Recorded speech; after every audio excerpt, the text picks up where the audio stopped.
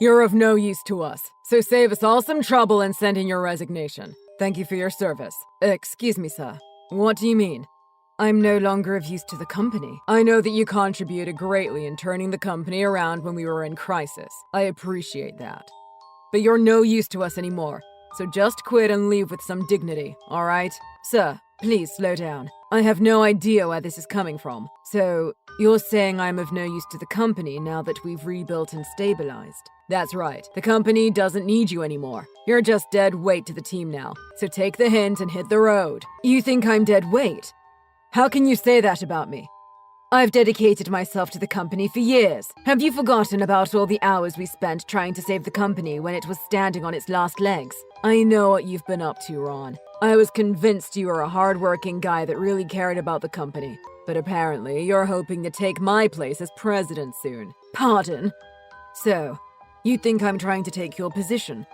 That's never crossed my mind, sir. You're not going to trick me anymore. I saw you studying marketing and business structure, proposing ideas to rebuild the company. I knew you were up to something.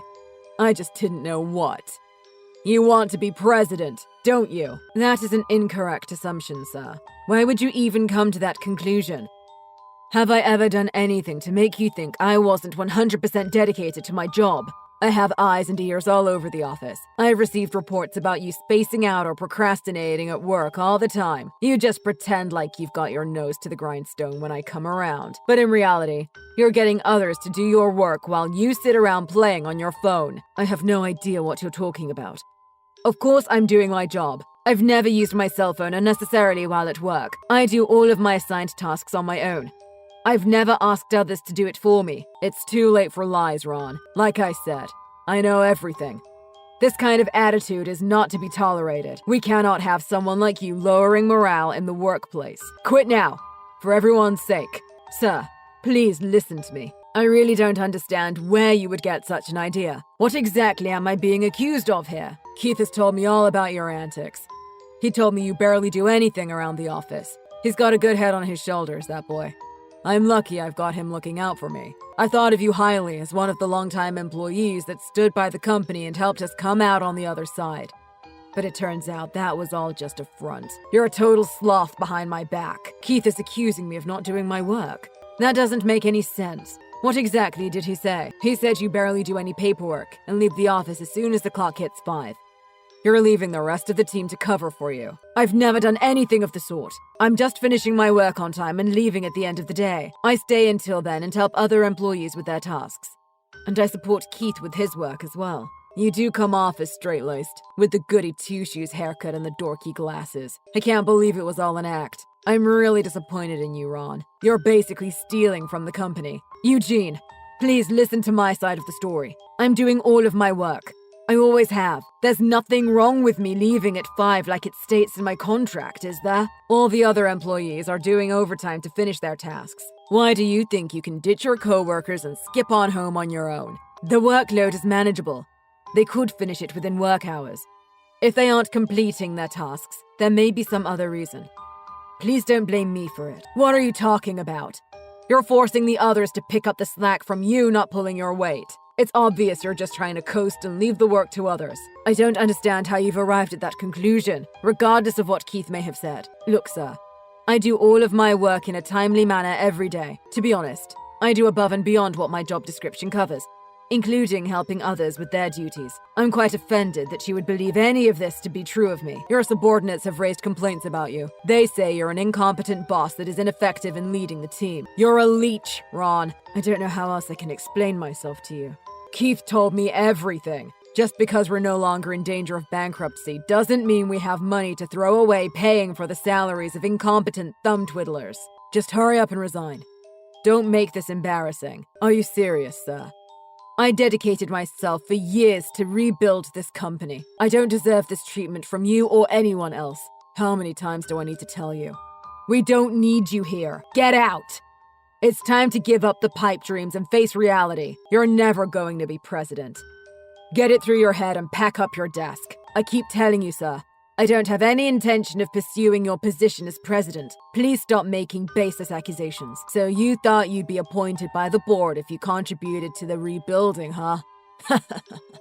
Sorry to burst your bubble, but I have an outstanding son.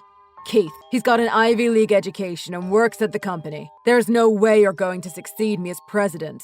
Sir, are you planning on appointing Keith as president after you? Of course. He's an exemplary worker, just like his old man. He'll be a great leader. When the time comes, he'll be taking over the company as president. Oh, I see. I feel this has clarified a lot for me. It all makes sense now. So you finally get it, huh? There's nothing you can do here. Your plans failed miserably. Okay, sir. I never made any plans, but I see it's pointless defending myself. This conversation is not going anywhere. You're just bleeding the company for money, you bloodsucker. The company is secure and profits have been going up every month. Like I said, you're no use to us anymore. I'll be appointing Keith to be president after me. So you're fired. Okay, sir. I'll quit. Don't let the door hit you on the way out. I'll hand in my resignation tomorrow, then. You know what, Ron? I've had a change of heart. I'm willing to let you come back to the company. I expect you back at the office tomorrow. Hey, what are you doing? Why are you bothering me? I'm not going back to your company, Eugene. You'd better show some respect. Who do you think you are, talking to me like that? This is hardly the time for even more insolence. Dude, I don't work for you anymore. You treated me like crap. I don't have any respect for you. How dare you? I'm being generous, hiring you back. Lose the attitude. How about a thank you? You must be down at the unemployment office signing forms and looking for work. No. I'm great, actually. Thanks for your concern. I called a headhunter that had approached me before, got hired immediately, and work at a way better company now. The pay and conditions are so much better than your company. It's incredible. I'm so glad I quit. Oh yeah, I work for a competitor of yours. What? I'm not letting you do this. Quit immediately and come back to us. You used to really care about this company. Remember, I'll let you contribute again. You love that. Lead the team. You must be going senile if you think I'm coming back. Why would I go back to a company that used me, then discarded me over nothing? I don't have anything to gain from going back. I'll raise your salary. How about an extra $100 a month? Pretty good, right? You are just so dumb. My salary is way higher at my new job. I really regret not having quit earlier.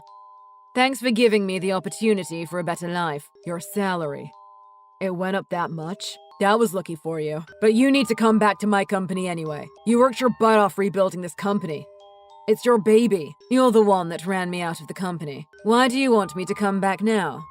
Huh? Well, the numbers have gone down real bad since you left. No one seems to know what they're supposed to do, and nothing's getting done. I'm not surprised. I was the one that kept the team functioning. What's that supposed to mean? I delegated all the work. I know everyone's strengths and weaknesses and divide tasks accordingly. I guess no one knows what to do because they haven't been told. So this is all your fault for not leaving sufficient instructions when you handed over your position. Then you'd better take responsibility. No, I went through all of my duties and tasks in detail. In fact, I'm surprised how much I taught considering how abrupt my firing was. I guess I completed my time there with excellence, as usual. Then fix this. You know how to get this company back on track again, right? Do what you did before and make things run smoothly. Yeah, right. No way in hell. Why not? Why would I not go back to a company that spat in my face after years of devotion? Oh, I know. Because you can go to hell. I don't care if you actually do end up belly up. Good riddance. You didn't actually say that to me. Mind your words, punk. Employees keep quitting since you left. It's ridiculous. What the heck is happening? They're leaving because your company sucks, dude. Nobody's going to stick around once they realize they have better options. I'm certainly glad I left. Best decision I ever made. But it's all the capable employees that keep quitting. I'm left with all the dummies that drone around aimlessly. You didn't have anything to do with this, did you? Right. I recruited the most competent ones.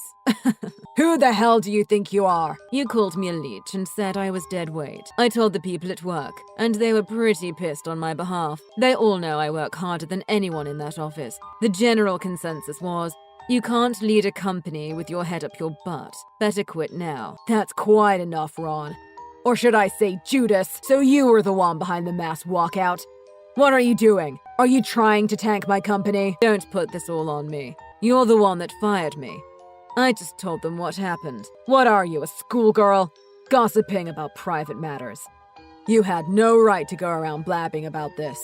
Grow up. Seriously, it's none of your business who I talk to about what. How are you blaming the guy you fired? Everyone knows what kind of boss you are. Go look in the mirror if you want someone to blame. Just bring them all back and come back to the company. I won't reprimand you for any of this if you act immediately.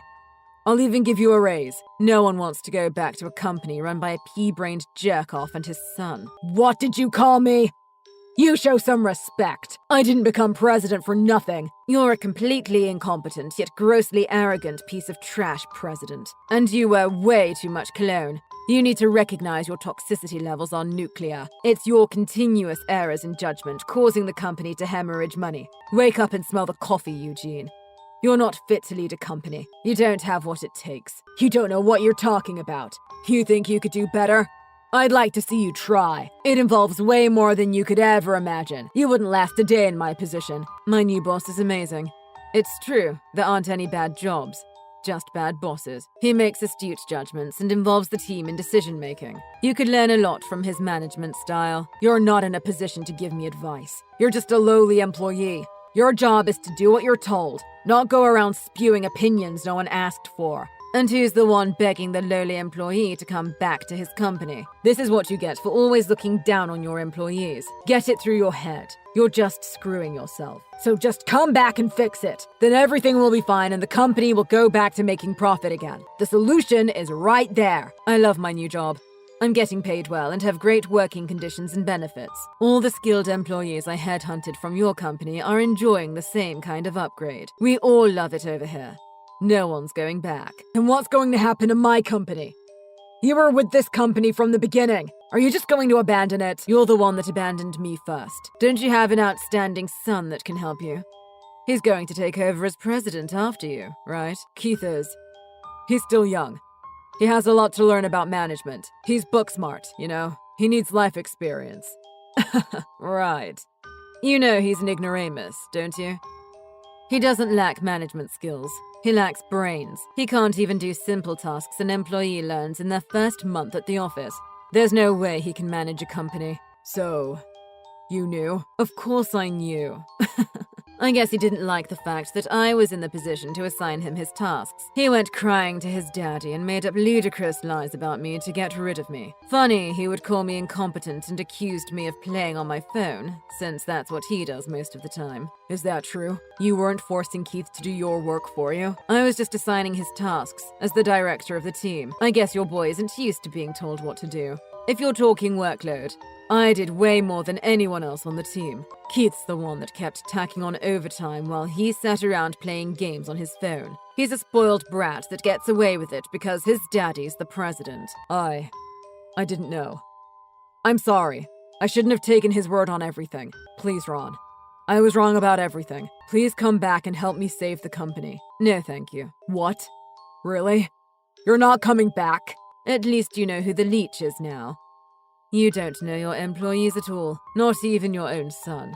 Maybe it's not too late for you to right the ship. If you quit now, maybe there's someone left with a bit of competence who can fix things. Not me or anyone I recruited, of course. But maybe someone. You need to start over at the bottom somewhere, instead of leeching off hard-working employees.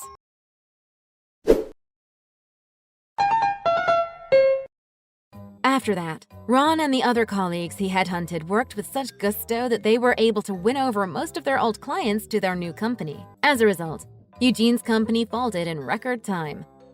It seems much like their employees, their clients were thoroughly fed up with the incompetence of company management. Eugene was left with a crippling amount of debt by the time he closed the company. He was forced to go looking for new work along with his son, Keith. Unsurprisingly, they are having a difficult time finding anyone that is willing to hire them. On the other hand, Ron has been excelling at his new position and is held in high esteem. He's actually making double what he was making at Eugene's company. Eugene was arrogant and belligerent towards his employees and took what his incompetent son said at face value. In the face of mounting rejection, Eugene was devastated to hear time and time again that he is not management material. Although it was clear as day to everyone else, he was the only one that didn't know.